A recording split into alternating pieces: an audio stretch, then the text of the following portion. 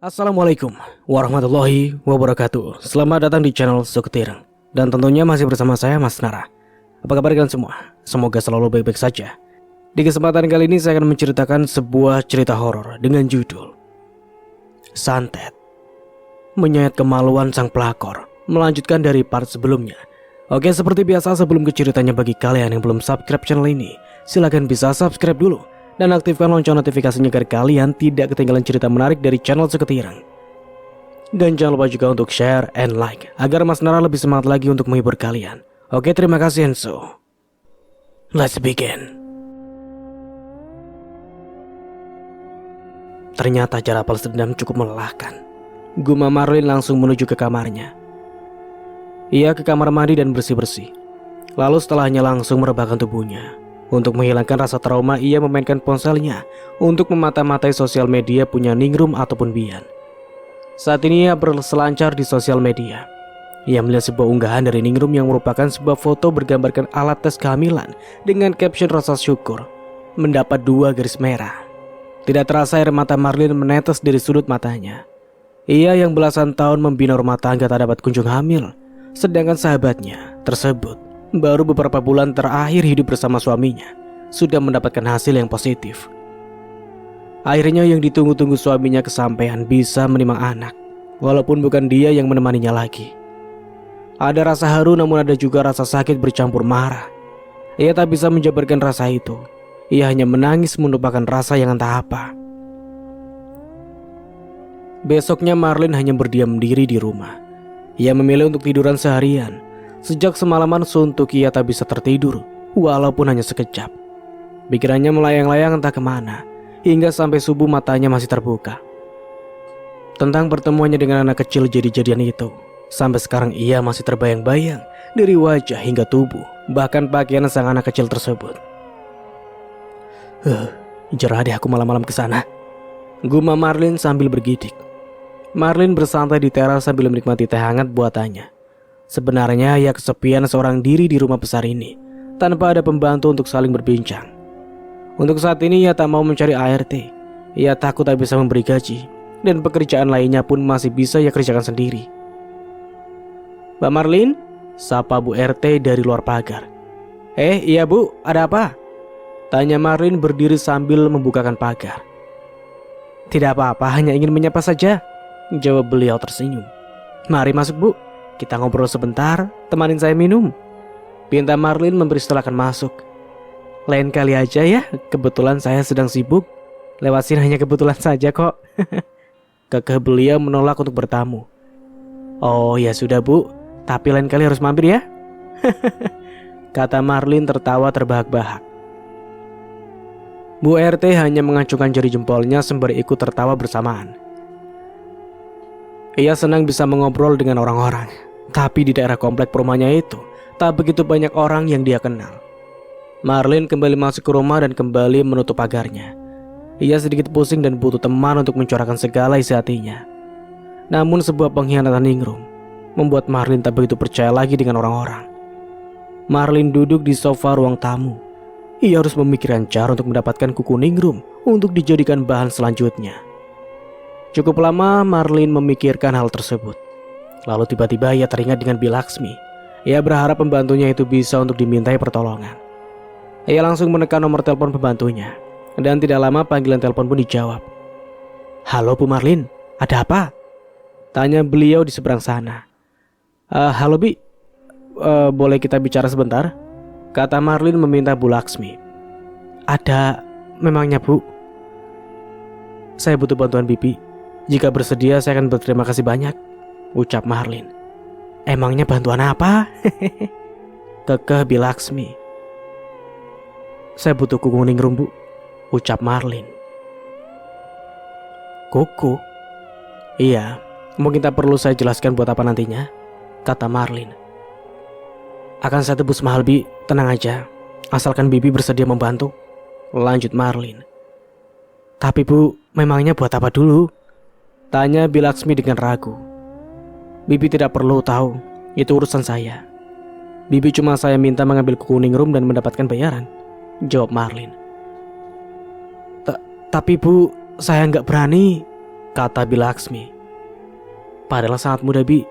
Bukankah Bibi sedang perlu duit untuk anak Bibi yang sedang berada di rumah sakit karena penyakit tumor? Tebak Marlin panjang lebar. Hanya kali ini aja, Bi. Saya mohon, kata Marlin memohon. Baiklah, nanti saya usahakan, tapi saya tak bisa janji ya, ucap Bilaksmi dan langsung diiyakan oleh Marlin. Panggilan telepon dimatikan. Marlin menaruh harapan besar kepada Bilaksmi, karena untuk saat ini hanya beliau yang begitu dekat dengan Ningrum. Jika ia gagal mendapatkan kuku Ningrum, maka Marlin menyerah. Namun bukan menyerah untuk berhenti, namun menyerah atas permintaan dari Mang Anto yang cukup sulit. Selang 2 minggu kemudian, Marlin hanya mengintai Ningrum dari kejauhan atau melihat di sosial media Ningrum. Ningrum masih sama sakit cacar, tapi bedanya tubuhnya berisinya sudah mulai agak kurus. Dari cerita yang ia dengar, Ningrum mabuk parah akibat hamil muda. Bahkan Bian begitu perhatian pada istri barunya itu dan membuat Marlin makin murka. Di saat ia menatap foto Ningrum, tiba-tiba sebuah panggilan telepon pun berbunyi. Terpampang di layar sebuah nama yang sudah lama tidak ia hubungi. Tanpa pikir panjang, Marlin segera mengangkat panggilan itu. Entah berita apa yang diucapkan pertama kali, Marlin begitu tak sabar. Halo Bi, ada apa? Tanya Marlin. Setelah panggilan diangkat, terdengar suara di seberang sana berucap, Bu, saya sudah mendapatkan kuku Ningrum. Marlin tersenyum lebar. Akhirnya ia bisa menang membalas perbuatan pelakor itu. Kapan mau diambil, Bu? Tanya Bilaksmi di seberang telepon. Saya mau kita ketemu saja, Bi. Bagaimana kita bertemu di pasar pagi? Soalnya jika saya yang kesana malah dibentak-bentak Mas Bian lagi, terang Marlin. Bisa nggak, Bi? Lanjut Marlin. Bisa, Bu. Besok pagi saya kebetulan jadwalnya untuk ke pasar, kata Bilaksmi. Ya sudah, pokoknya Bibi simpan saja dulu baik-baik kuku itu. Nanti besok akan saya tebus, ucap Marlin tersenyum. Baik Bu Marlin, terima kasih, jawab Bilaksmi mengakhiri panggilan. Marlin menyiapkan uang yang lumayan banyak untuk diberikan kepada pembantunya itu. Segepok uang itu bisa dikatakan banyak untuk Bilaksmi yang sedang membutuhkan. Besoknya, Marlin berinisiatif untuk ikut-ikutan menunggu tukang sayur komplek untuk mendekatkan diri kepada masyarakat sekitar. Karena selama ini tinggal di komplek perumahan itu, ia jarang bergaul. Tidak masalah baginya sesekali membuang waktu hanya untuk ikut-ikutan mengobrol dan bergosip yang tak penting. Jam masih menunjukkan pukul 8 pagi. Sedangkan ia dan Bilaksmi sudah janjian pergi setengah jam lagi. Mbak Marlin mau beli sayur juga? Tanya Bu RT.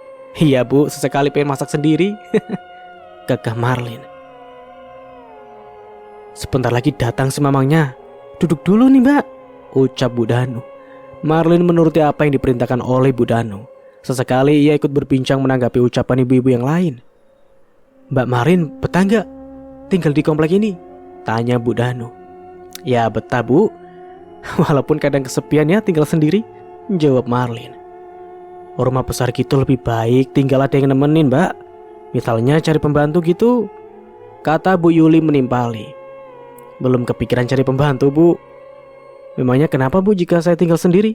Tanya balik Marlin. Gak apa-apa sih, apa gak takut gitu? Gagah beliau. Biasa aja lah Bu, sejauh ini gak terjadi apa-apa kok, aman aja, jawab Marlin. Komplek perumahan yang dihuni dari kalangan menengah ke atas itu tipe rumahnya berbeda-beda, tergantung permintaan dari awal. Pihak perusahaan hanya menyediakan tanah dan tukang, sisanya boleh mau dibangun contoh seperti apa yang diinginkan. Rumah yang kau tempati itu sebetulnya sudah lumayan lama ditinggalkan pemiliknya loh, tutur Bu Warsa. Masa sih Bu? Tapi rumahnya terawat kok, jawab Marlin. Terawat sih, karena yang punya sering membersihkannya, timpal Bu Danu. Gak ada yang pernah ngeganggu kan Mbak? Tanya Bu Karsa. Tidak ada Bu, jangan nakut-nakutin deh Bu, gagah Marlin tertawa. Rumah satu lantainya itu memang tak pernah menampakkan hal-hal ganjil, walaupun beberapa buah kamar yang dibiarkan kosong dan dijadikan gudang. Marlin nampak asik dan mudah bergaul dengan ibu-ibu yang lain. Dari cerita yang ia dengar, persis di belakang rumahnya itu tak jauh ada sebuah pemakaman tua, tapi sudah tidak kelihatan lagi karena rimbun dengan tanaman liar. Pernah buka pintu belakang gak Mbak? Tanya Bu Karsa. Pernah Bu, cuma hutan doang, jawab Marlin. Memang hutan, Mbak, tapi ada pemakaman yang ketutup di balik pepohonan itu loh. Gak jauh dari rumpun bambu, kata Bu Karsa mampu membuat Marlin terkejut. Ia tampak melihat secara langsung, namun ucapan Bu Karsa bisa dipercaya. Karena samping rumah Marlin ialah rumah Bu Karsa. Gak banyak sih pemakamannya, lanjut beliau lagi. Marlin bergidik seorang diri. Tak menyangka jika dirinya berani malam-malam ke hutan tersebut tanpa tahu ada kuburan lama. Memangnya tanah di belakang rumah itu milik siapa? Tanya Marlin. Punya developernya juga. Dulu ingin dia lanjutkan pembangunan rumah di belakang itu, tapi gak jadi karena sengketa, jelas Bu Karsa. Marlin hanya menganggukkan kepalanya. Tak sia-sia ia ikut berkumpul dan lumayan membuat dirinya senang. Tidak lama kemudian tukang sayur yang ditunggu-tunggu pun datang. Marlin hanya membeli tahu dan tempe untuk ia goreng, entah untuk kapan. Ia segera pamitan karena selanjutnya ia ingin ketemuan dengan pembantunya. Marlin meraih kunci mobil dan beranjak pergi menuju pasar yang sudah dijanjikan. Bilaksmi, panggil Marlin yang sejak tadi tak sabaran menunggu kedatangan pembantunya. Sudah lama menunggu, Bu? Tanya Bilaksmi tergopoh menghampiri Marlin. Tidak juga, Bi, jawab Marlin sambil memindai barang bawaan Bilaksmi yang begitu banyak. Oh, ini yang Bu Marlin pintakan, kata Bilaksmi mengeluarkan benda berbalut tisu tersebut dalam dompet beliau. Marlin menerimanya dengan senyum yang mereka, dan ia kembali menyembunyikan benda tersebut ke dalam tasnya. Terima kasih, Bi, dan ini tanda terima kasih saya, ucap Marlin menyerahkan uang ke dalam genggaman wanita tua di hadapannya. Waduh, banyak banget ini, kata beliau melihat uang yang berada di tangan beliau. Ambil aja, Bi, jarang-jarang bukan saya kasih bonus sebanyak ini. Gagah Marlin. Marlin dan Bilaksmi banyak mengobrol berdua. Ada banyak pertanyaan yang dilontarkan Marlin tentang kondisi Ningrum. Gimana caranya Bibi bisa ambil kuku tersebut, Bi? Tanya Marlin penasaran. Ya diambil aja, Bu. Waktu itu Ningrum habis potong kuku dan Bibi yang membersihkannya, jawab Bilaksmi dengan mudahnya. Biasanya Ningrum bukannya ke salon? Iya, tapi dia masih sakit. Mungkin efek bawaan hamil juga, jawab Bilaksmi dan mampu membuat hati Marlin kembali berdenyut. Akhirnya Mas Pian akan segera punya anak ya, Bi, kata Marlin dengan mata yang berkaca-kaca. Semoga juga Bu Marlin dapat pasangan lagi dan bisa hamil juga, ucap Bilaksmi menenangkan Marlin yang sensitif masalah Ningrum. Marlin tertawa mendengar penuturan Bilaksmi. Saat ini bagi Marlin ia tidak terlalu mengharapkan memiliki pasangan. Ia takut untuk menikah lagi lalu dihianati kembali. Pokoknya doa yang terbaik deh buat Bu Marlin, kata Bilaksmi lagi meralat doa sebelumnya. Marlin mengamini doanya. Jika ia diberikan jodoh lagi maka dengan senang hati ia menjalani takdirnya kembali. Tapi untuk waktu dekat ini ia masih menutup hatinya. Kuku tersebut buat apa, Bu? Tanya Bilaksmi akhirnya mengutarakan pertanyaan tersebut. Tak perlu tahu, Bi. Pokoknya apabila saya butuh bantuan, yang penting Bibi harus bersedia ya, kata Marlin ragu untuk mengatakan sebenarnya. Walaupun ia tahu jika Bilaksmi sudah bisa menebaknya. Bilaksmi menganggukkan kepalanya. Beliau cukup menuruti apa kata majikannya, lalu mendapatkan uang. Tidak ingin tahu banyak atau ikut campur, walaupun beliau tahu benda tersebut untuk diapakan. Mereka berdua berpamitan. Marlin masuk ke mobil sedangkan Bilaksmi sudah dijemput ojek langganannya. Tak mau menunggu terlalu lama, Marlin langsung pergi ke rumah Mang Anto membawa persyaratannya. Maghrib ia tiba di sebuah dusun tersebut. Ia menunggu cukup lama di teras rumah menunggu lelaki tua yang bisa membantunya. Neng, maaf menunggu lama, ucap Mang Anto memberi silakan masuk. Marlin menganggukkan kepalanya dan duduk di tempat biasa. Ia langsung berbicara ke intinya saja tanpa basa-basi di awal. Oh, jadi sudah dapat, ucap Mang Anto. Iya, Mang, dan ini kukunya, jawab Marlin menyerahkan kuku. Seberapa yakin kamu jika kuku ini milik wanita itu? Tanya Mang Anto. Sangat yakin, Mang, jawab Marlin menganggukkan kepalanya.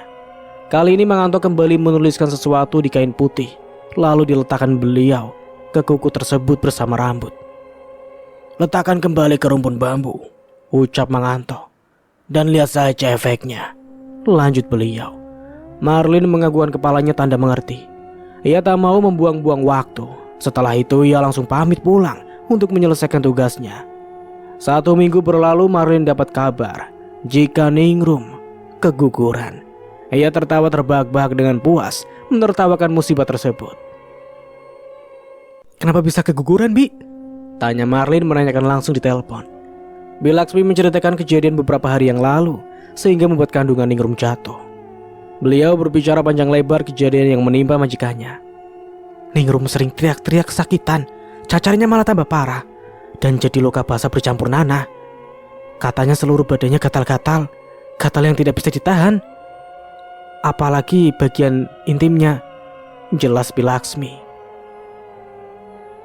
Oh, kasihan sekali ya, Bi, kata Marlin tersenyum mengucapkannya. Saya harap sakitnya Ningrum bukan ulah Bu Marlin. Kasihan Ningrum, ucap Bilaksmi mampu membuat Marlin marah. Ucapan menohok Bilaksmi membuat Marlin sedikit marah dan tersinggung. Maksud Bibi apa? Mengatakan jika saya yang memperbuatnya, kata Marlin. Saya hanya berharap bukan Nyonya. Belum sempat pembantunya itu meneruskan ucapannya, Marlin langsung mematikan teleponnya. Marlin menghembuskan nafasnya kasar. Tak percaya jika pembantu kepercayaannya itu malah membela sang pelakor. Tapi ia cukup puas mendengar penuturan pembantunya itu. Ningrum sakit lebih parah, dan yang membuat ia lebih senang lagi, perempuan itu juga keguguran. Marlin berjalan mundar-mandir di dalam kamar. Ia bingung untuk berbuat apa lagi, karena masih belum cukup Ningrum menanggung sakit yang biasa saja. Ia ingin wanita perebut itu diceraikan dan diusir oleh Bian. Entah bagaimana caranya, ia akan berusaha membuat perempuan itu lebih merasakan yang lebih sakit lagi. Marlin segera pergi ke pasar menuju toko pakaiannya, yang terdapat 2 toko yang saling bersisihan. Berbincang dengan 2 karyawannya lumayan mengurangi rasa sepinya.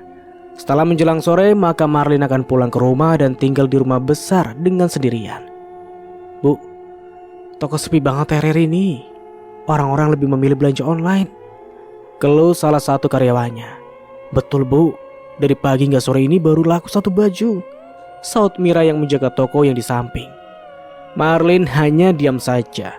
Ia juga bingung mau gimana lagi. Kalau menuruti perdagangan saat ini lumayan susah bagi Marlin, perlu banyak waktu. Setelah toko tutup, Marlin pulang ke rumahnya. Terasa hampa dan tidak ada yang diajak ngobrol. Ia langsung ke kamar untuk merebahkan bobotnya yang terlalu lelah menghadapi semuanya seorang diri.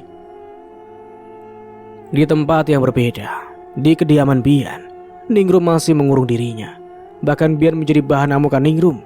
Ia terlalu stres, tubuhnya setengah membusuk, janinnya keguguran.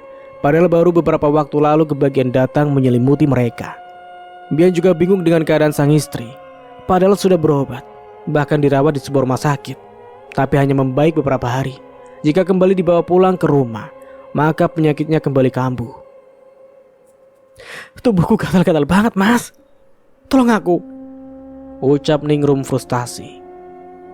Jangan terlalu garuk sayang, nanti tambah parah lihat lukanya tuh, jawab Bian yang juga tak kalah frustasi melihat keadaan Ningrum yang memburuk. Sakit Mas, pekik Ningrum dengan mata yang memerah. Tolong aku Mas, perih, panas Mas, rintih Ningrum. Sakit Mas, lirik Ningrum sambil menunjuk-nunjuk jarinya ke arah bagian sensitif. Sakit Mas, ngilu, kemaluanku juga sakit, keluh Ningrum dengan suara yang menggigil, bahkan keringat bercucur deras. Bisa dikatakan akhir-akhir ini lebih parah, bahkan mampu membuat Ningrum guling-guling di atas kasur, agar sedikit saja bisa mengurangi rasa gatal, perih, dan juga panas di sekujur tubuhnya. Kita ke rumah sakit lagi sayang, sekarang juga, ucap Bian membantu Ningrum bangkit dan diikuti oleh Bilaksmi di belakangnya. Antar aku ke rumah sakit yang terbaik Mas, pinta Ningrum. Mereka pergi ke rumah sakit saat pukul 1 dini hari. Bian tak sanggup melihat sang istri terus berteriak histeris hampir semalaman penuh. Sedangkan Bilaksmi dipinta untuk jaga rumah dan berdoa di rumah saja tanpa perlu ditemani. Di sepanjang perjalanan Ningrum terus merintih kesakitan, perih, gatal, dan sakit ia rasakan bercampur menjadi satu. Saking sakitnya ia tak sadar jika sedang meracu tak jelas. Bian terus melajukan mobilnya dengan kecepatan tinggi agar bisa secepatnya sampai di sebuah rumah sakit. "Tahan ya sayang ya, sebentar lagi kita akan tiba," ucap Bian sesekali melirik istrinya yang sudah terkulai lemas. Membutuhkan waktu yang lumayan lama. Akhirnya mereka tiba di sebuah rumah sakit. Ningrum langsung dilatih ke ruang IGD untuk diperiksa. Bian menjelaskan jika awal mulanya Ningrum hanya mengalami sakit cacar biasa, tapi lama-lama cacarnya bertambah buruk. Dokter yang berjaga langsung menangani Ningrum yang sudah tak bisa bersuara lagi. Sekedar berteriak kesakitan saja, ia sudah tidak mampu lagi. Yang terdengar hanya suara lirihnya yang meringis kesakitan. "Bertahan ya sayangnya," ucap Bian menggenggam tangan Ningrum. Luka cacar tersebut menjalar ke seluruh tubuh Ningrum. Cacar kemerah-merahan bercampur air dan nanah. Beberapa bekas cacar nampak berlubang kehitaman, mengeluarkan darah yang berbau amis bercampur bau busuk. Bahkan rupa wajah Ningrum terlihat membengkak jauh lebih besar. Jika dipegang seakan mengeras. Ada banyak bekas garukan yang menambah luka tersebut kian membesar. "Apa Bu Ningrum sebelumnya memiliki alergi?" "Iya, setahu saya memang punya alergi. Ia tak tahan dengan cuaca dingin, maka bentol-bentol kemerahan akan timbul di tubuhnya," jawab Bian. Setelah Bian menjelaskannya, tak ada pertanyaan selanjutnya lagi. Padahal ia ingin mengetahui lebih banyak lagi tentang penyakit Ningrum. Istrinya sudah lebih mendingan setelah disuntik dengan cairan apa, tapi Ningrum sudah jauh lebih tenang. Bian tak dapat istirahat. Setelah pulang bekerja, ia disambut dengan rintah Ningrum, ditambah teriakan Ningrum yang meminta pertolongan. Semalaman suntuk, Bian terus berjaga, khawatir istrinya akan terbangun dan mendapati dirinya tak ada di sampingnya. Entah kenapa tergelitik di hati Bian jika yang dialami Ningrum bukan karena alergi biasa, tapi ia menepis jauh-jauh pikiran buruknya. Di tempat yang berbeda hampir subuh, Marlin masih terduduk di depan rumpun bambu tanpa penerangan sedikit pun. Ia menumpahkan keluh kesah dan rasa sakit hatinya di malam yang disertai gerimis. Ia menangis tergugu sambil menundukkan kepalanya ke bawah tanda ia sedang merasakan hawa berbeda yang datang menemui dirinya. Di depannya terdapat sesajen berupa bunga-bungaan dan juga beberapa makanan pemanggil makhluk gaib. Sakit rasanya dikhianati sahabat dan suami sendiri. Di saat orang-orang percaya malah bermain di belakang dengan cara diam-diam. Tanpa aku tahu mereka bercinta. Di saat aku lengah, aku ingin pelakor itu merasakan akibatnya. Marlin terus menangis. Tak dihiraukannya gerimis berubah menjadi deras. Dan ia menutup telinga ketika bermacam-macam suara terdengar tengah mengelilingi dirinya yang menumpahkan rasa yang saat ini. Marlin mengambil celana dalam milik Ningrum dan mengiris-ngirisnya dengan pisau cutter yang tajam. Marlin senang sambil menyunggingkan senyumnya. Nikmat kan rasanya ketika kemaluanmu kusayat-sayat. Marlin senang sambil menyunggingkan senyumnya. Bukan hanya menggunakan pisau cutter, tapi ia membawa benda tajam lainnya seperti silet. Sepertinya pisau cutter terlalu sakit. Apa gue ganti saja dengan silet? Gagah Marlin. Santet yang menggunakan celana dalam Ningrum ia dapatkan dari dukun lain. Sedangkan santet dari Mang Nganto masih ia kerjakan. Tapi ia merasa hasilnya biasa saja. Bisa disebut kurang puas karena Ningrum hanya mengeluhkan gatal-gatal. Ia hendak Ningrum merasakan yang lebih pedih lagi. Maka setelah melihat Bian dan Ningrum pergi berobat bersama, ia tak sengaja melihat dua pengkhianat itu. Sakit hatinya kian bertambah. Apalagi Bian begitu sangat perhatian kepada Ningrum. Sepertinya sudah cukup permainan ini. Baiklah, kita lanjutkan malam nanti. Lirih Marlin beranjak pergi, meninggalkan celana dalam yang ia sembunyikan di antara sela-sela rumpun bambu. Walaupun beberapa kali ia ditampakkan oleh pemandangan di luar nalar, entah kenapa ia sudah tidak begitu takut lagi. Baginya sudah biasa. Hanya saja ia sedikit terkejut jika ada yang tiba-tiba muncul. Marlin mendapatkan kenalan dukun yang jauh lebih hebat dari Mang Nganto. Namanya Mbah Waro. Berada cukup jauh ia menyandangi kediaman dukun tersebut. Bagi Marlin yang benar-benar bisa disebut dukun ialah Mbah Waro. Beliau bisa membantu banyak, bahkan hasilnya bisa langsung terlihat di depan mata. Berbeda dengan Mang Nganto yang bisa dikatakan hanya setengah-setengah membantu dan hasil kerjanya tidak begitu memuaskan. Tapi benda yang ia sembunyikan di sela-sela rumput bambu sesuai penuturan Manganto masih ia kerjakan. Baginya tak masalah benda tersebut terus tertanam di sana, biar Ningrum mendapatkan rasa sakit yang berlipat-lipat. Santai celana dalam dan berupa foto ia lakukan setiap malam seorang diri dengan membawa sajen yang diberikan sebagai sesembahan. Rutinitas Marlin seperti biasa. Ia akan pergi ke toko setiap harinya untuk membantu karyawannya. Wajah Bu Marlin jauh lebih bersinar hari ini, puji Tuti. Masa sih? Biasa aja, malah gak pakai bedak nih, jawab Marlin tersipu. Gimana? Sudah ada laku? Tanya Marlin. Alhamdulillah sudah ada, Bu, jawab Tuti. Syukurlah. Jika toko ini terus sepi, maka mau tak mau saya harus menutupnya dan memberhentikan kalian, terang Marlin. Ya jangan gitu dong Bu, kasihan kami. Apalagi kami sudah bertahun-tahun ikut kerja, kata Yuli. Iya, semoga itu tidak terjadi ya, jawab Marlin tersenyum. Siang itu Marlin membelikan makanan untuk kedua karyawannya sekalian juga buat dirinya. Tanpa sengaja saat ini membeli makanan, ia bertemu dengan Bian yang juga membeli makanan yang sama. Mas Bian, lirih Marlin. Bian menoleh ke sumber suara. Pandangan mereka bertemu.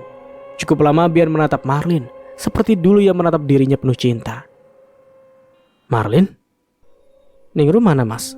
Tanya Marlin berbasa-basi memperhatikan sekitar. Ningrum sakit dan sedang dirawat di rumah sakit, jawab Bian menghembuskan nafasnya.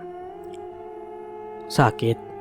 Ya udah mas, semoga Ningrum cepat sembuh ya, ucap Marlin sengaja pura-pura baik dan perhatian pada mantan sahabatnya itu, agar ia bisa menggali lebih banyak lagi informasi tentang Ningrum. Iya Marlin, apa kau tidak marah lagi pada kami? Maksudnya, apa sudah bisa memaafkan kami?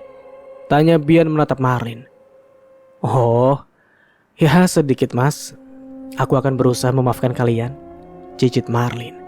Terukir senyum Bian sambil memegangi kedua tangan Marlin. Makasih Marlin. Kuharap kamu berniat untuk menjenguk Ningrum di rumah sakit, ucap Bian. Baiklah mas, nanti aku kabarin jika ingin menjenguk Ningrum. Mau tidak mau, Ningrum tetap sahabatku juga. Kami bersahabat sudah lama, jadi dia seperti saudaraku sendiri, kata Marlin tersenyum membalas tatapan Bian. Mereka berpamitan. Marlin menuju tokonya kembali dengan rasa yang sulit diartikan. Tapi ada untungnya juga, ia bersandiwara di depan Bian. Dan sangat menguntungkan bahwa Bian begitu percaya atas penuturannya barusan. Tunggu, aku akan menjengukmu wahai sahabatku, ucap Marlin terbahak-bahak sembari memikirkan permainan selanjutnya. Setelah cukup lelah seharian bersikutat dengan pekerjaan di toko, Marlin merebahkan tubuhnya sejenak. Sebentar lagi akan masuk maghrib. Malam ini ia akan kembali ke belakang rumahnya untuk menyalakan dupa dan memberikan sesajen untuk penunggu rumpun bambu agar menjaga benda-benda yang ia tanam di sana. Saat ia beristirahat di kamar, tiba-tiba pintu rumahnya diketuk beberapa kali dan terdengar panggilan yang ia kenali. Ya, tunggu sebentar, kata Marlin melangkahkan kakinya keluar. Saat pintu terbuka, terlihat Bu Weni tetangga seberang rumahnya sedang menenteng sesuatu. Ini buat Mbak Marlin, tadi saya bikin acara yasinan, ucap Bu Weni menyerahkan bungkusan hitam. Wah, terima kasih banyak ya Bu. Pantesan saja tadi saya lihat banyak orang di rumah sampean, jawab Marlin menerima bungkusan yang berisikan makanan dan juga kue-kuean. Sama-sama Mbak, ucap Bu Weni tampak celingak-celinguk memperhatikan keadaan di dalam rumah Marlin. Masuk dulu Bu, tawar Marlin. Tidak Mbak, saya pengen pulang saja. Di rumah banyak kerjaan beres-beres. Semoga suka ya dengan masakan saya, tolak Bu Weni dan tersenyum. Iya Bu, pasti suka. Aromanya wangi banget, jawab Marlin tersenyum. Masih sama dengan pandangan Bu Weni yang terasa aneh. Maka Marlin bertanya, kenapa Bu, kau lihat rumah saya segitunya ya? Tanya Marlin. Ada siapa memangnya di dalam Mbak? Ada tamu juga kah? Tanya Bu Weni. Gak ada siapapun Bu, cuma saya sendiri baru pulang dari toko, jawab Marlin. Bu Weni memicingkan matanya terus memperhatikan keadaan rumah Marlin dengan pintu yang terbuka lebar. Seriusan gak ada orang? Saya rasa tadi ada yang lewat, gagah Bu Weni. Gak ada Bu, Saya gak berani bawa orang lain masuk juga, jawab Marlin. Yaudah kalau begitu saya permisi dulu. Noh, udah dipanggil anak saya, ucap Bu Weni meninggalkan pelataran rumah Marlin. Sepergiannya Bu Weni, Marlin segera menutup pintunya kembali. Ia geleng-geleng kepala melihat tingkah Bu Weni barusan. Padahal sejak tadi ia hanya sendiri, tidak ada yang masuk. Dasar perempuan tua, penglihatan sudah bermaja. Gumam Marlin membuka bungkusan tersebut dan langsung menikmatinya di meja makan.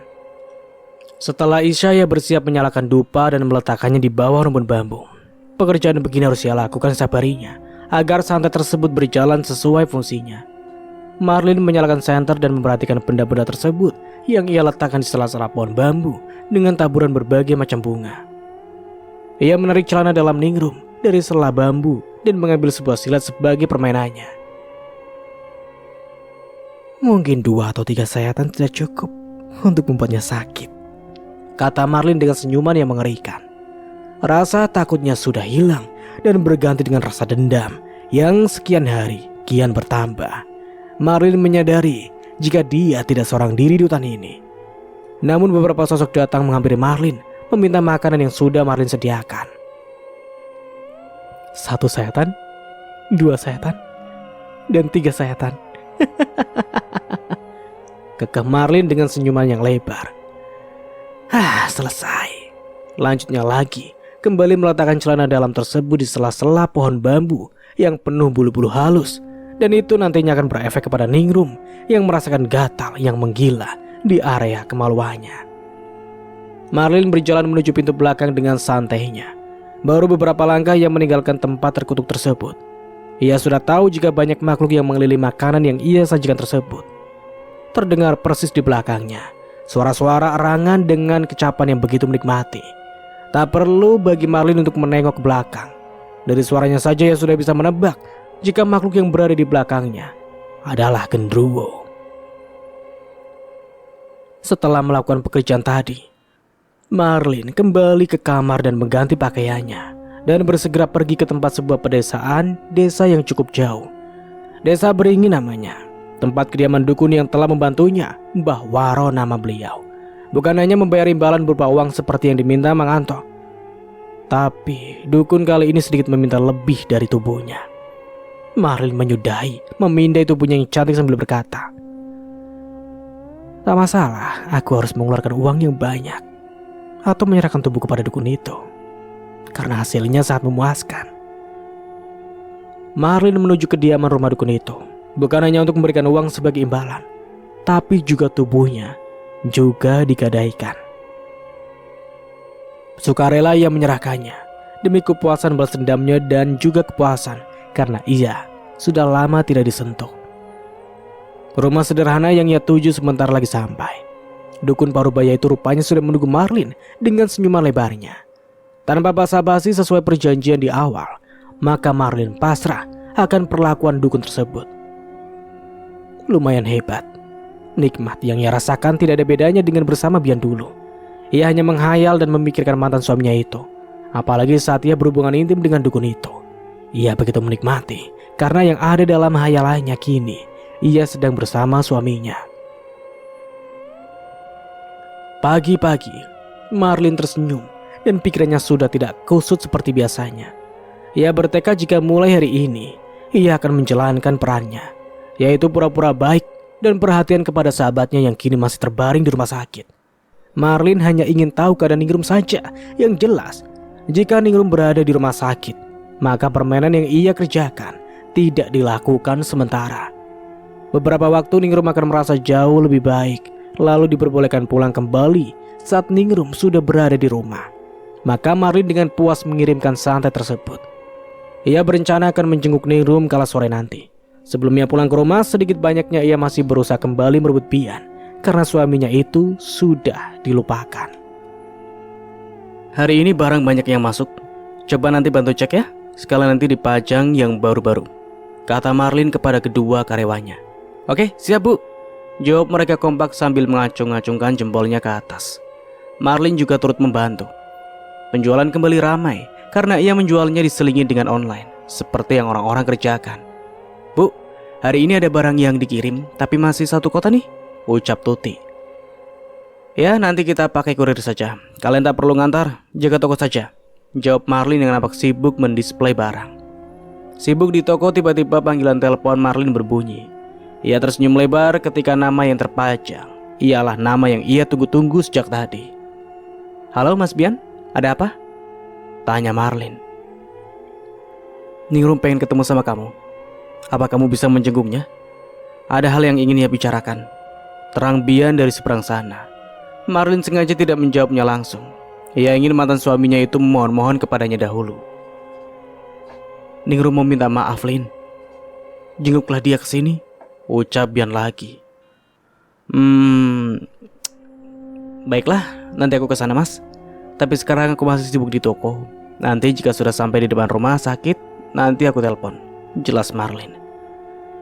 Iya, nanti jika sampai di parkiran telepon aja ya. Nanti aku yang jemput, jawab Bian yang sebetulnya ia berniat ingin menyatukan dua sahabat itu lagi. Bian merasa jika Ningrum sedang kesakitan, maka kadang-kadang istrinya itu memanggil nama Marlin. Entah itu rasa bersalahnya atau apa. Tapi Bian merasa jika Ningrum perlu Marlin saat ini untuk mensupport dirinya yang tengah sakit. Ya sudah, aku tunggu ya nanti, ucap Bian mengakhiri panggilan. Ia akan berpura-pura baik dan memaafkan mereka. Namun di sisi lain, ia hanya ingin kembali masuk di kehidupan dua orang pengkhianat itu agar lebih mudah merusak keduanya. Sudah sore, saya pamit pulang duluan ya. Nanti kunci kamu yang bawa aja ya Tuti, kata Marlin. Oh iya Bu, siap, jawab Tuti yang masih sibuk mengeluarkan barang-barang lainnya.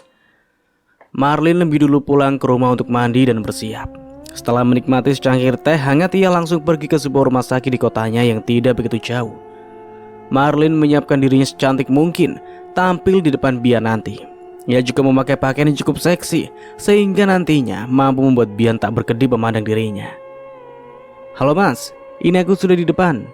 Jemput aku ya, ucap Marlin. Iya, ini langsung ke depan nih, jawab Bian. Sempat menunggu beberapa saat, akhirnya Bian menghampiri Marlin. Tak lupa ia memberikan senyum terbaik kepada mantan suaminya tersebut. Aroma parfum dari tubuh Marlin mampu membuat Bian beberapa kali dengan susah payah meneguk ludahnya. Apalagi ia seorang lelaki yang sudah lama tidak mendapatkan kenikmatan itu sejak Ningrum sakit dan keguguran. Bahkan sampai sekarang Ningrum tak mau disentuh. Sedikit karena kulitnya saja ia sudah mengadu kesakitan. Ya Mas, aku sudah tidak sabar melihat Ningrum, ucap Marlin berjalan mendahului Bian. Sesampainya mereka di sebuah ruangan serba putih, terdapat tubuh Ningrum yang jauh lebih kurus. Bahkan bisa dikatakan tersisa hanya tulang yang berbalut kulit. Entah kemana daging di dalam tubuhnya yang dulu sangat berisi dan montok. Bahkan suaminya pun sangat terpukau dengan keindahan tubuh Ningrum dulu tanpa celah, yang ketika waktu lalu Bian membandingkan dirinya dengan sahabatnya tersebut. Ningrum, ini Marlin datang menjenguk, ucap Bian sembari mendekati Ningrum. Marlin pikir Ningrum sedang tertidur, tapi kenyataannya tidak sama sekali. Perempuan itu hanya terdiam dengan mata yang sembab. Ningrum, ini aku Marlin, ucap Marlin menghampiri tubuh Ningrum. Ningrum mengalihkan pandangannya pada Marlin. Tatapan keduanya sempat bertemu. Marlin tersenyum, namun bukan senyum biasa, melainkan senyum yang menyerupai seringaian. Gimana kabarnya Ningrum? Maaf, aku baru tahu jika kamu sedang sakit, kata Marlin membuka percakapan. Ningrum menggeleng lemah. Tak ada suara yang keluar dari mulutnya, sedangkan Bian masih berada di sisi Marlin. Ningrum akhir-akhir ini jarang bicara. Kalau ada pun ada suara, ya keluar dari mulutnya hanya sebuah rintian dan kesakitan, jelas Bian. Oh begitu, jawab Marlin dengan singkat. Ditatapnya Ningrum penuh rasa jijik. Dengan bagian wajah banyak luka borok menimbulkan bau tak sedap. Bahkan bagian tangan juga begitu. Mungkin seluruh tubuhnya sudah tersebar juga. Awalnya cuma kena cacar, tapi malah seperti ini, terang Bian seperti tahu yang dipikirkan oleh Marlin. Jadi aku sangat-sangat meminta maaf kepadamu atas semua kesalahan kami berdua dulu. Mungkin ini adalah balasannya untuk kami berdua, karena telah menyakiti kamu dulu, Mar. Aku bersungguh-sungguh meminta maaf, ucap Bian dengan mata berkaca-kaca. Marlin terdiam beberapa saat, lalu pandangannya beralih kepada Ningrum yang juga meratap dirinya. Iya, Sudah, aku maafkan, jawab Marlin dengan singkat. Aku harap kalian berdua bisa akraban dan sahabatan seperti dulu, Mar. Tolong, maafkan Ningrum, ucap Bian lagi. Marlin hanya menganggukkan kepalanya sambil menampilkan wajah sedihnya yang dibuat-buat. Melihat Marlin yang dengan mudahnya memaafkan, Bian dengan spontan tanpa sengaja langsung memeluk mantan istrinya itu persis di depan Ningrum. Marlin juga membalas pelukan Bian. Walaupun sempat ia sedikit kaget atas perlakuan Bian yang tiba-tiba meraih tubuhnya, Marlin menatap Ningrum yang tak bisa berbuat apa-apa. Mungkin Ningrum sedang cemburu, tapi perempuan itu tak bisa banyak omong ataupun bergerak. Hanya tatapan matanya yang menyiratkan sebuah arti. Maaf Marlin, aku terlalu bahagia, ucap Bian melepaskan pelukannya. Iya mas, gak apa-apa. Pokoknya doa yang terbaik aja hubungan kita ke depannya, jawab Marlin tersenyum. Mas, bisakah ambilkan aku minum? Pinta Ningrum tiba-tiba saat Marlin dan Bian sedang berbincang. Bisa sayang, ini minum dulu, jawab Bian langsung memberikan air putih. Mas, kapan kira-kira Ningrum bisa dibawa pulang? Tanya Marlin. Entahlah, tapi sejak beberapa hari ini Ningrum tidak mengeluhkan sakit lagi. Tapi ya, kondisinya seperti itu, jelas Bian. Aku juga sedang kerja. Kalau bisa Ningrum dibawa pulang secepatnya aja. Ya soalnya jika di rumah sakit ada yang jagain, terang Bian. Iya mas, aku setuju lebih baik rawat di rumah saja. Kalau di sini cukup menguras waktu dan tenaga, usul Marlin. Dan di rumah ada Bi Laksmi yang jaga, jadi menurutku aman-aman saja, lanjut Marlin lagi dan langsung disetujui oleh Bian.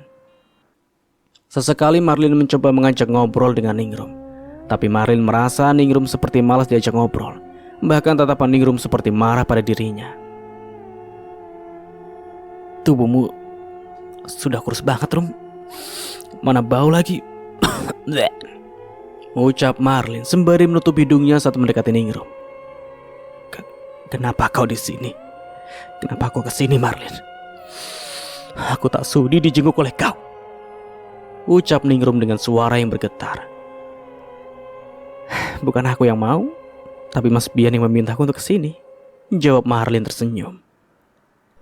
Gimana rasa sakitnya begini? Ini azab untuk orang pengkhianat seperti kau, Ningrum. Kata Marlin mengejeknya. Tidak lama Bian keluar dari kamar mandi. Lantas saat itu perdebatan mereka pun berhenti. Marlin langsung berpamitan pulang dan kembali diantar oleh Bian. Marlin kembali mendekati Ningrum dan berpamitan pulang. Lantas ia tersenyum ke arah Ningrum sambil membatin. Ini namanya santet yang manjur. Mari, aku antar kembali Marlin, kata Bian. Tidak perlu mas, aku bisa sendiri. Kamu di sini saja temanin istrimu, tolak Marlin tersenyum. Tanpa diduga ternyata Bian malah bersikeras untuk mengantarkan Marlin. Laki-laki itu malah meminta izin kepada Ningrum dengan membuat alasan yang jelas. Yuk Mar, aku antar. Sekalian mau beli minuman dingin di luar, ucap Bian dan langsung diiyakan oleh Marlin.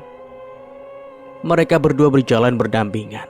Sesekali mereka terlibat obrolan basa-basi yang mampu membuat Marlin mengernyitkan dahinya. Kau sangat cantik Mar, puji Bian. Cantik? Ulang Marlin. Iya, sangat, jawab Bian. Marlin tertawa mendengar penuturan mantan suaminya itu. Lelaki pengkhianat itu baru saja menyadari bahwa dirinya cantik karena terlalu sibuk memuji selingkuhannya. Kamu kemarin kemana aja mas? Baru nyadar aku cantik? Atau memang tak pernah memperhatikan diriku dan sibuk selingkuh? Ucap Marlin menghentikan langkahnya dan menatap mantan suaminya itu. Bukan begitu Marlin, tapi jujur aja ya, kamu kali ini lebih terlihat cantik dan seksi, kata Bian menekankan suaranya saat mengucapkan kata seksi. Sekarang sudah beda mas.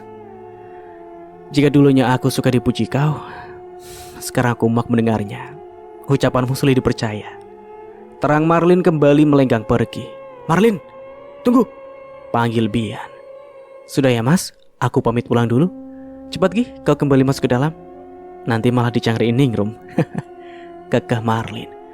Marlin meninggalkan Bian yang masih berdiri. Ia menarik sudut bibirnya dan berdecit jijik kepada mantan suaminya itu. Dasar lelaki pengkhianat. Nikmatilah istri barunya itu, gumam Marlin sambil melajukan mobilnya. Saat sejak ia menyimpan benda-benda aneh dan segala macam santet, Marlin merasa jika saat di rumah ia tiba-tiba merasakan hal mistis. Padahal ia tidak menyembunyikan benda tersebut di dalam rumah. Semuanya ia kerjakan di luar rumah. Entah kenapa ia akhir-akhir ini merasakan suasana yang berbeda. Padahal biasanya ia selalu tampak nyaman-nyaman saja. Marlin berjalan ke dapur untuk mengambil minum dan duduk di meja makan, bertemakan dengan kursi-kursi kosong. Saat ini sedang bersantai, tiba-tiba panggilan telepon berbunyi yang berada di dalam kamar. Ia segera mengambilnya dan memperhatikan nama yang ada di balik layar. Mas Bian? Halo? Ada apa? Marlin, aku cuma mau beritahu, akhirnya Ningrum diperbolehkan pulang. Jadi kau harus menjenguknya ke sini, ucap Bian dari seberang sana. Syukurlah kalau Ningrum sudah pulang. Iya, nanti aku akan menjenguknya, kata Marlin. Setelah panggilan diakhiri, Marlin kembali duduk di ruang meja makan. Ia memperhatikan seluruh ruangan, hawa lebih dingin, ditambah suasana yang sepi. Saat Ningrum sudah berada di rumah, itu kesempatan Marlin untuk kembali mempermainkan sahabatnya itu. Malam ini, ia kembali memberikan sedikit irisan di kemaluan pelakor. Permainan kembali dimulai, Ningrum. Tepat pukul 10 malam, jam berdentang cukup nyaring. Marlin bangkit dari pembaringannya dan ke dapur untuk menyalakan dupa dan kemenyan untuk dilakukan sebuah ritual menyantet pelakor. Ia membawa dupa dan beberapa benda lainnya, membuka pintu besi dan kembali berjalan di kegelapan malam yang begitu hening. Beberapa kali kaki mulus Marlin tergores dengan rumputan yang tajam. Tak masalah, hanya tergores sedikit baginya. 1, 2, 3. Marlin menghitung jumlah benda yang ia tanam di antara sela bambu untuk memastikan jika tak ada yang hilang. Tak lupa Marlin menggosokkan celana dalam Ningrum pada batang bambu, baru kemudian ia mengiris-ngirisnya. Setelah membaca mantra sihir, lalu Marlin segera melakukannya. 1 irisan, 2 irisan, dan 3 irisan. Ia tertawa begitu menikmatinya. Mas, gatal, pekik Ningrum yang tiba-tiba merasakan gatal yang luar biasa di area kemaluannya. Gatal lagi? Tanya Bian dengan mata yang begitu mengantuk. Ia terbangun karena kaget mendengar Ningrum kesakitan. Padahal Ningrum sudah baikan, bahkan mereka sudah tidur bersama.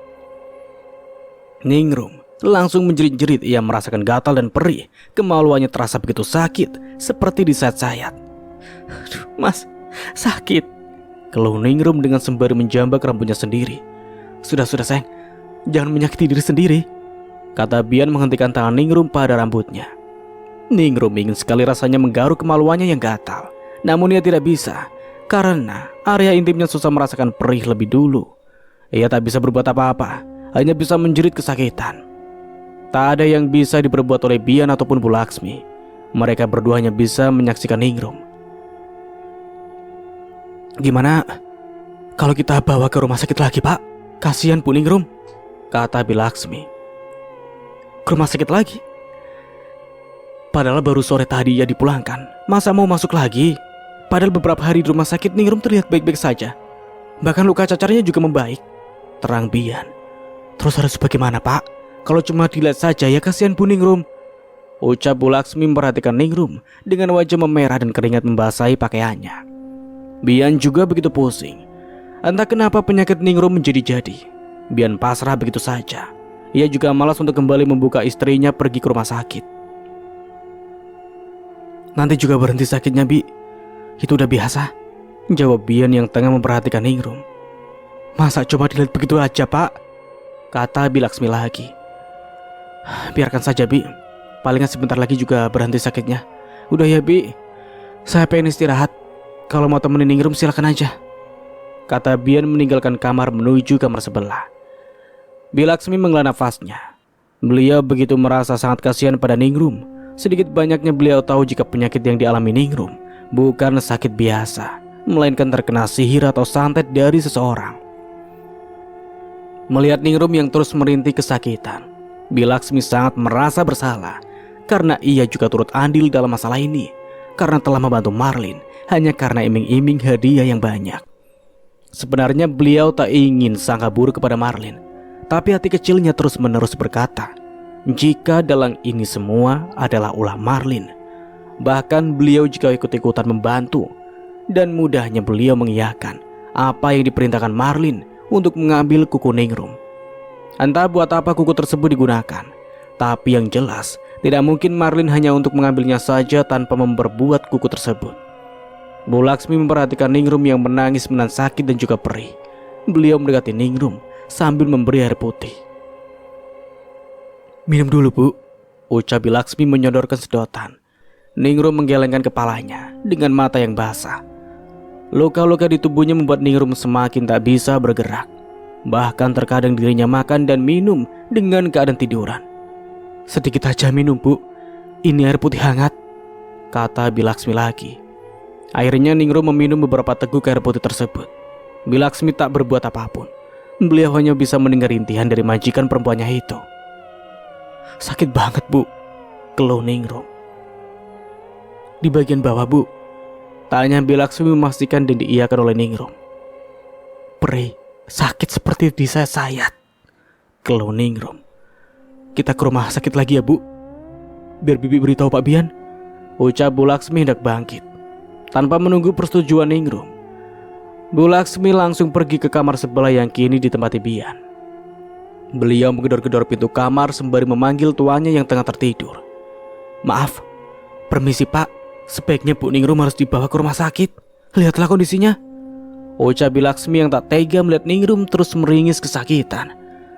"Astaga Bi, baru saya memejamkan mata sebentar. Saya juga capek Bi bolak-balik rumah sakit," kata Bian emosi karena telah dibangunkan. Bian melangkahkan kakinya ke kamar Ningrum yang berada diiringi oleh Bu Laksmi. Tampak di ranjang berukuran besar itu Ningrum menggeliat kesakitan dengan tubuh yang hanya ditutupi sehelai kain tapi. Kondisi semakin memburuk. Hampir berjam-jam dia menahan sakit tanpa dipedulikan oleh Bian. Bahkan Ningrum hampir telanjang, hanya tapi yang ia gunakan bahkan hampir terlepas. Tubuhnya sesekali mengejang.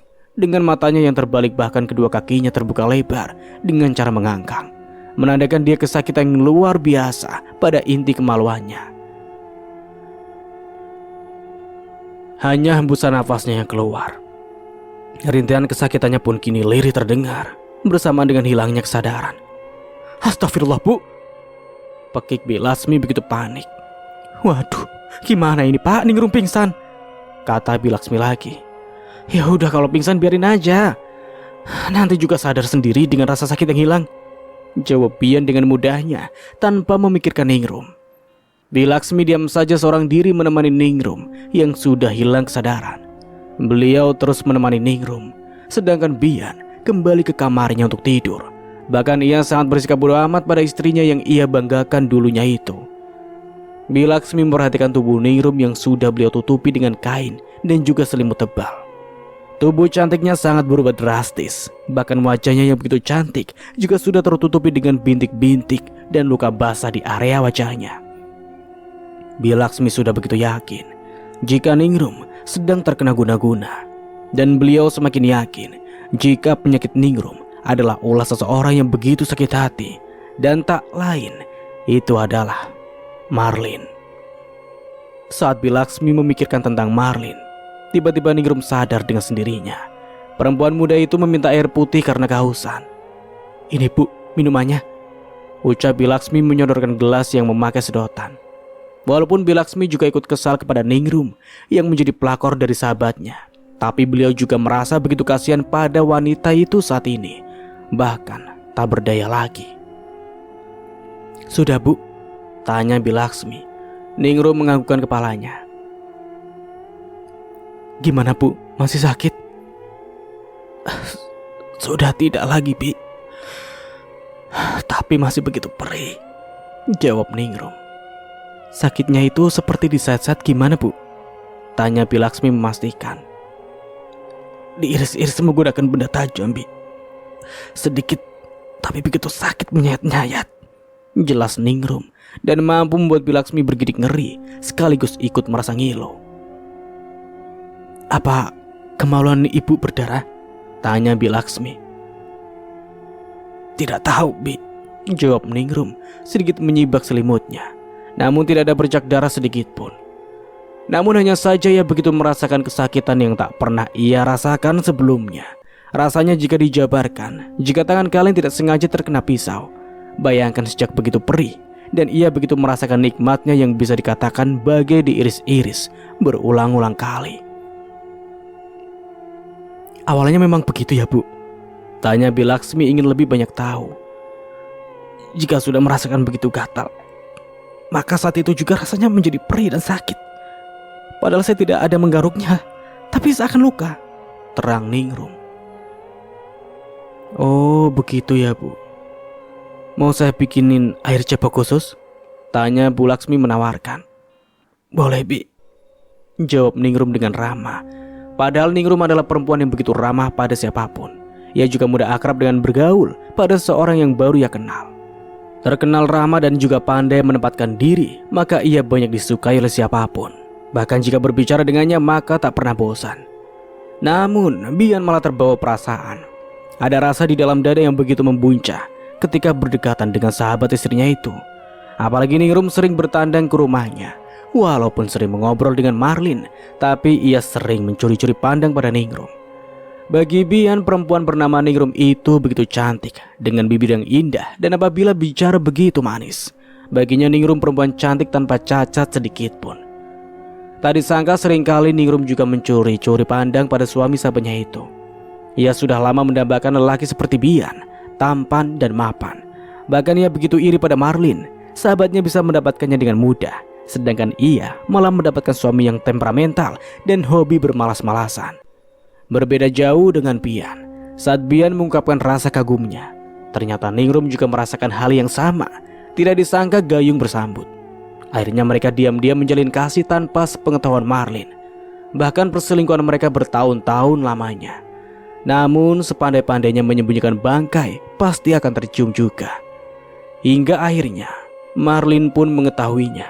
Bahkan Bian pun berkata sangat jujur jika ia dan Marlin tidak memiliki perasaan apapun lagi.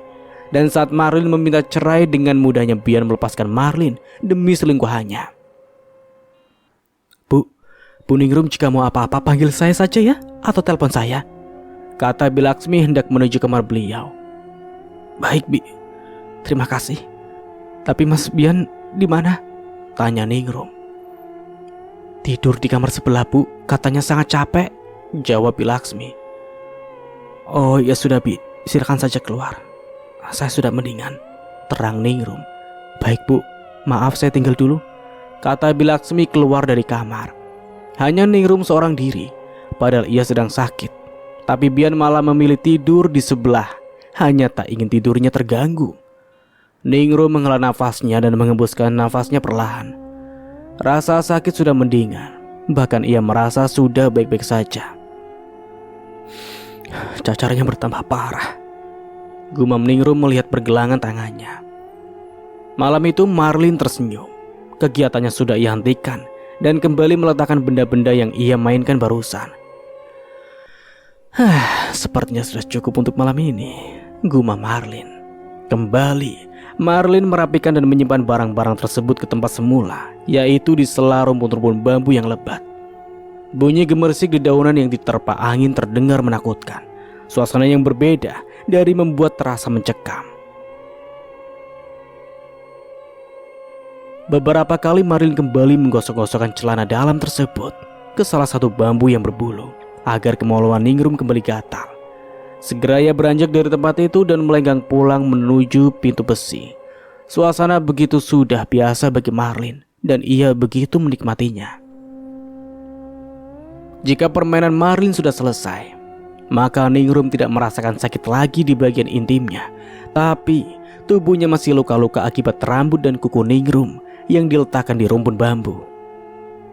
Marlin beristirahat di kamar dengan pikiran yang melayang-layang. Sudah sejauh ini ia terjun ke dalam kubangan dosa hanya karena ingin membalas rasa sakit. Mbak Marlin gak pergi ke toko? Tanya tetangganya saat Marlin itu ikut berkumpul. Belum, Bu, ya nanti siang saya baru ke sana, jawab Marlin ikut memilah-milah sayuran. Mbak, saya boleh tanya? Tanya Bu Wati. Nanya apa, Bu? Kayak serius banget gitu? kekeh Marlin dan diikuti oleh ibu-ibu yang lain. Tadi malam kedatangan tamu ya? Maksudnya ada acara apa gitu? Soalnya sekitar tengah malam kayak banyak orang gitu di rumah sampean, ungkap Bu Wati.